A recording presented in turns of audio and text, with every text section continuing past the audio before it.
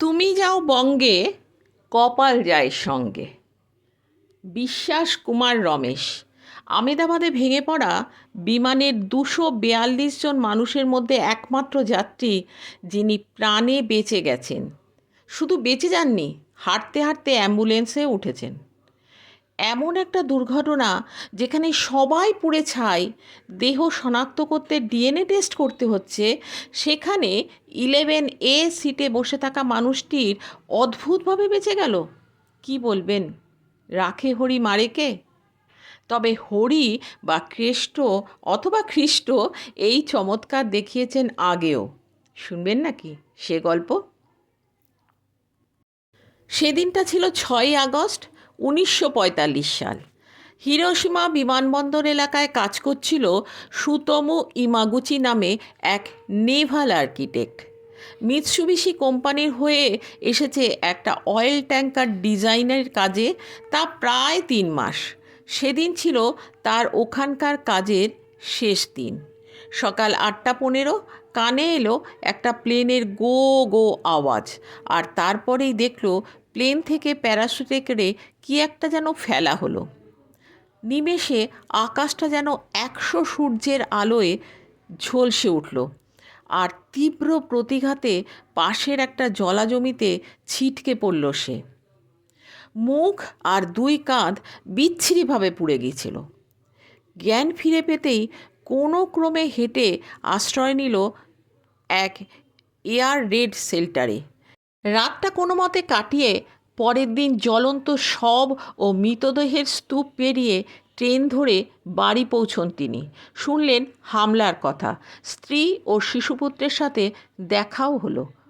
এরপর 9ই আগস্ট সকালে বউয়ের বারণ সত্ত্বেও চা জলখাবার খেয়ে বেরিয়ে পড়ল শহরের প্রান্তে নিজের অফিসের দিকে।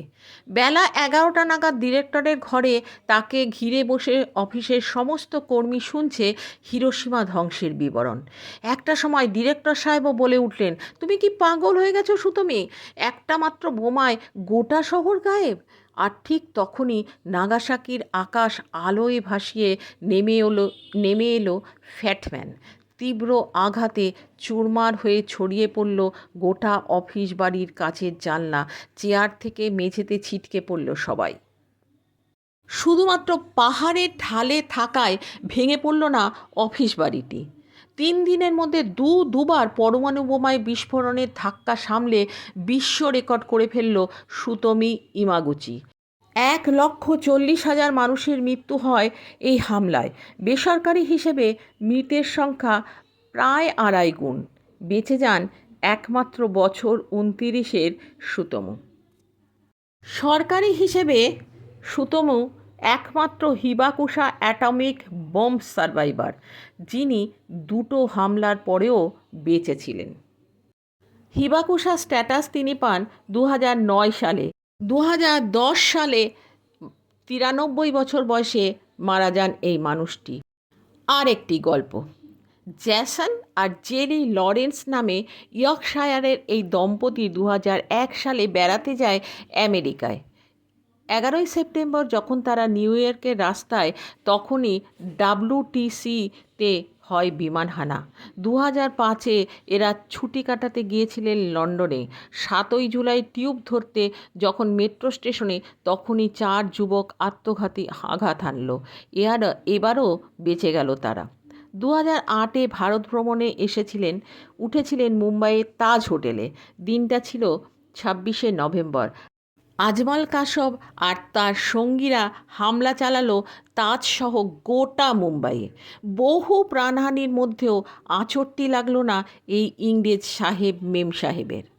লগনজাদা কপাল থাকলে যা হয় আর কি। লগনজাদা কপাল নিয়ে গিনেস বুক অফ রেকর্ডের নাম তুলে ফেলবেন এবার আমাদের বিশ্বাস মশাইও মনে হচ্ছে।